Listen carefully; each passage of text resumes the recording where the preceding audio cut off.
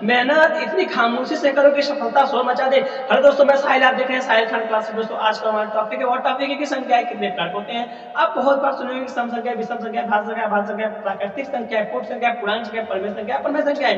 तो आप बहुत बार सुनेंगे। अगर आप बहुत बार भूल भी गए होंगे कि किसे कहते हैं, ये संख्याएं किसे कहते हैं। तो देखिए, आज मैं इस वीडियो में लेकर आ गया हूँ कि ये सब संख्याएं किसे कहते हैं। तो टाइम, अगर आप किसी भी क्लास में हैं, कोई भी क्लास में आप प्रेजेंट टाइम में पढ़ाई कर रहे हैं, तो यह वीडियो आपके लिए बहुत ही इंपॉर्टेंट होगा। तो देखिए, अगर आप संख्या कितने प्रकार होते हैं, तो मैं फर्स्ट बता रहा हूँ। देखिए, ये थोड़ा सा नंबरिंग करके नहीं है, मैं बता रहा हूँ, ठीक है। तो देखिए, मैं फर्स्ट बता रहा हूँ कि प्राकृतिक संख्या किसे कहते हैं, ठीक है। देखिए, प्राकृतिक संख्याएं किसे कहते हैं। तो प्राकृतिक, अगर आपको डिफिनेशन याद होगा किसे कहते हैं, प्राकृतिक संख्या आपको मालूम होगा तो कमेंट बॉक्स में जरूर बताइएगा। तो देखिए, प्राकृतिक संख्या किसे कहते हैं, तो देखिए रहा डिफिनेशन आप पढ़ लीजिए। देखिए डिफिनेशन क्या है। वस्तु को गिनने में जिस संख्या का प्रयोग किया जाता है उसे क्या कहते हैं, प्राकृतिक संख्याएं। वस्तु को गिनने में जिस संख्याओं का प्रयोग किया जाता है उसे प्राकृतिक संख्या कहते हैं। फॉर एग्जाम्पल के तौर पे हम ले सकते हैं। देखिए, जैसा कि आप देख रहे हैं, जैसा कि मेरा पहला है कि प्राकृतिक संख्या किसे कहते हैं, वस्तु को गिनने में किस संख्याओं का प्रयोग किया जाता है। भाई 1, 2, 3 ऐसे गिनते हैं ना। किसी वस्तु को गिनने में जिन संख्याओं का प्रयोग किया जाता है उसे क्या कहते हैं, प्राकृतिक संख्या कहते हैं। जैसे 1 हो गया, 2 हो गया, 3 हो गया, dot dot dot dot dot dot, क्या हो गया, इनफाइनाइट, ठीक है। ये क्या गया, डॉट डॉट इनफाइनाइट। इसे क्या कहते हैं, इसे कहते हैं प्राकृतिक संख्याएं।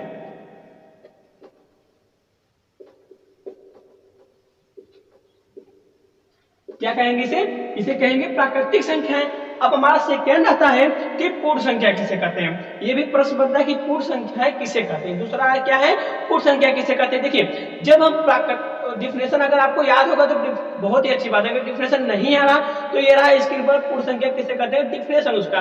डिफिनेशन पर हम एग्जाम्पल बता रहे हैं। देखिए, डिफिनेशन है कि प्राकृतिक संख्या में शून्य को शामिल करने पर जो संख्या प्राप्त होता है उसे क्या कहते हैं, पूर्ण संख्या कहते हैं। क्या किसे कहते हैं, पूर्ण संख्या।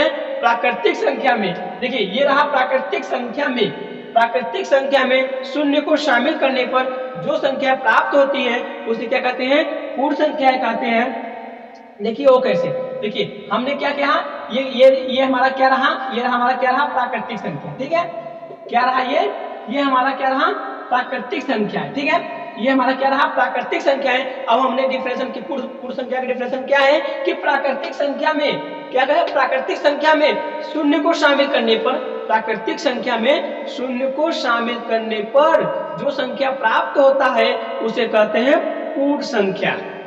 प्राकृतिक संख्या में, मतलब प्राकृतिक संख्या में ही शून्य को शामिल कर दे तो उसे कहते हैं पूर्ण संख्याएं। तो देखिए, इसमें हम प्राकृतिक संख्या में शून्य को शामिल कर दिए तो हमारा ये जो क्या आया, इसे क्या कहेंगे, इसे कहेंगे हम पूर्ण संख्या।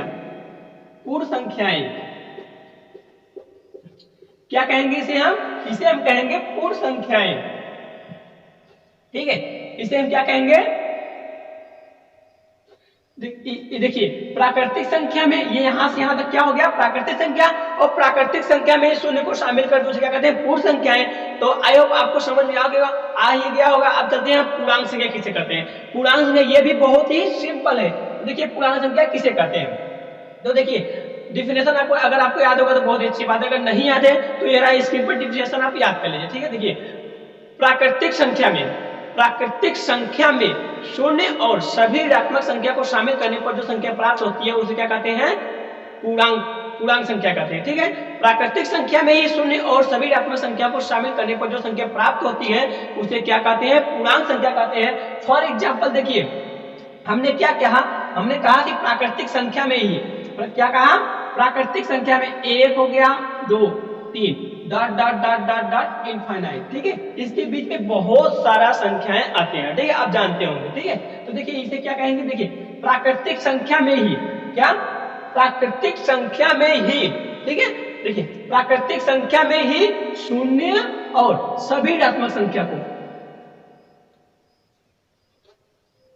देखिए प्राकृतिक संख्या में ही शून्य और सभी ऋणात्मक संख्या को शामिल करने पर जो संख्या प्राप्त होती है उसे कहते हैं पूर्णांक संख्या। ठीक है, समझ में आ ही गया होगा आपको। एक बार डिफिनेशन फिर याद करते हैं। देखिए, प्राकृतिक संख्या में ही शून्य और सभी ऋणात्मक संख्या को, ऋणात्मक मतलब माइनस, प्राकृतिक संख्या में ही, ये देखिए हमारा क्या था, प्राकृतिक संख्या, और इसी में हम जब शून्य और सभी ऋणात्मक माइनस वाली संख्या को मिला देंगे तो हमारा वो क्या बन जाएगा, पूर्णांक संख्याएं। तो हमारा ये क्या हो गया, पूर्णांक संख्याएं, पूर्णांक संख्याएं, पूर्णांक संख्या। ठीक है, अब हम चौथा पढ़ते हैं। चौथा मेरा है, देखिए प्राकृतिक संख्या हो गया, पूर्ण संख्या हो गया, पूर्णांक संख्या हो गया। अब हम पढ़ते हैं सम संख्या किसे कहते हैं। तो देखिए सम संख्या, अगर आपको डिफिनेशन याद होगा तो बहुत ही अच्छी बात, अगर आपको डिफिनेशन नहीं याद होगा तो ये रहा स्क्रीन पर डिफिनेशन, आप याद कर लीजिए। देखिए, वे संख्याएं जो 2 से पूर्णतः विभाजित हो जाती हैं उसे क्या कहते हैं, सम संख्याएं। वे संख्याएं जो 2 से पूर्णतः विभाजित हो जाती हैं उसे सम संख्या कहते हैं। फॉर एग्जांपल के तौर पर हम ले सकते हैं, आप ले लीजिए, जैसे आप 2 ले सकते हैं। आप देखिए 2, ये संख्या क्या होती है, 2 सम है। ये देखिए 4 हो गया, 6 हो गया, 8 हो गया, डॉट डॉट डॉट, बहुत सारी संख्या ऐसे हैं। वही संख्या सम होगा जो 2 से कट जाए, 2 से कट जाए वही क्या होगा, सम होगा।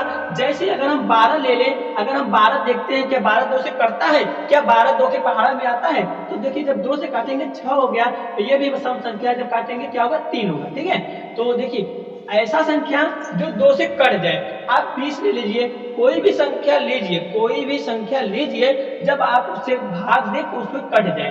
ठीक है, कोई भी संख्या सम संख्या तभी होगा जब वो 2 से कट जाए। ठीक है, जब वो 2 से विभाजित हो जाए, 2 से कट जाए, 2 के पहाड़ा में वो आ जाए। ठीक है, मतलब कोई भी संख्या सम संख्या तभी होगा जब वो 2 से विभाजित हो जाए। डिफिनेशन हमारा यही है ना, कि वे संख्याएं जो 2 से पूर्णतः विभाजित हो जाती हैं उसे सम संख्या कहते हैं। तो आई होप आपको, देखिए ये क्या है, ये हमारा क्या है, सम संख्या। ये क्या है, सम संख्या। अब हम चलते हैं पांचवा। देखिए पांचवा है कि विषम संख्या किससे कहते हैं। देखिए विषम संख्या डिफिनेशन याद होगा तो बहुत ही अच्छी बात, अगर नहीं याद है तो ये रहा स्क्रीन पर डिफिनेशन। देखिए वे संख्याएं जो 2 से पूर्णतः विभाजित नहीं होती, 2 से विभाजित ही नहीं होती, उसे क्या मतलब 2 के पहाड़ा में उभय न करें। ठीक है, तो वह संख्या जो 2 से पूर्णतः विभाजित नहीं होती या 2 से विभाजित नहीं होती उसे क्या कहते हैं, विषम संख्या। फॉर एग्जांपल के तौर पर हम ले सकते हैं, आप 1 ले लीजिए, 3 ले लीजिए, 5 ले लीजिए, 7 ले लीजिए। ठीक है, तो देखिए डॉट डॉट डॉट डॉट, ये क्या हो गया हमारा, विषम संख्या। ये क्या हमारा है, विषम संख्या। ये हमारे सब क्या है, विषम संख्याएं हैं। ठीक है, ये सब क्या है, विषम संख्याएं।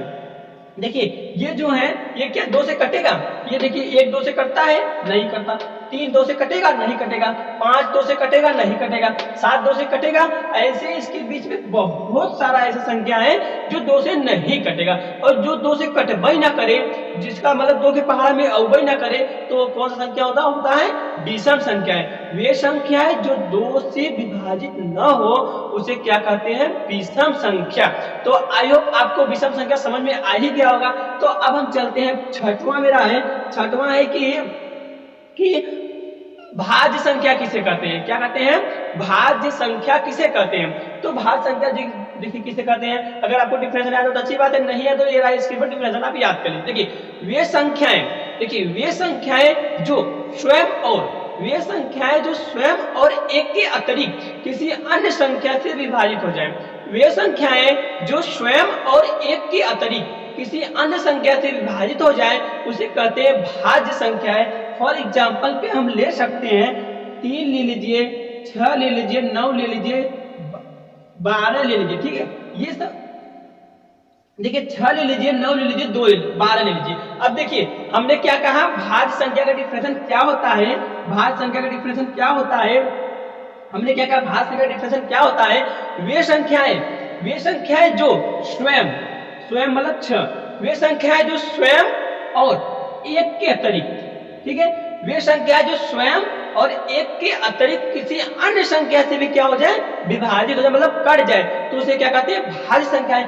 ये जो संख्याएं हैं ये 3 से भी कटेगा और 2 से भी कटेगा। ठीक है, तो ये क्या हो गया, भाज्य संख्याएं। अगर ये सिर्फ देखिए भाज्य संख्या का डेफिनेशन क्या होगा, वे संख्या है जो स्वयं और एक के अतिरिक्त, ये अतिरिक्त में जाएगा, ठीक है। वे संख्या है जो स्वयं मतलब 6, ये 6 है तो 6 क्या होगा, स्वयं होगा। वे संख्या जो स्वयं, वे संख्या है जो स्वयं और एक के अतिरिक्त किसी अन्य संख्या से विभाजित हो जाए, उसे क्या कहते हैं, भाज्य संख्या है। तो ये रहा, ये सब क्या रहा, ये सब देखिए ये सब क्या रहा, भाज्य संख्या है,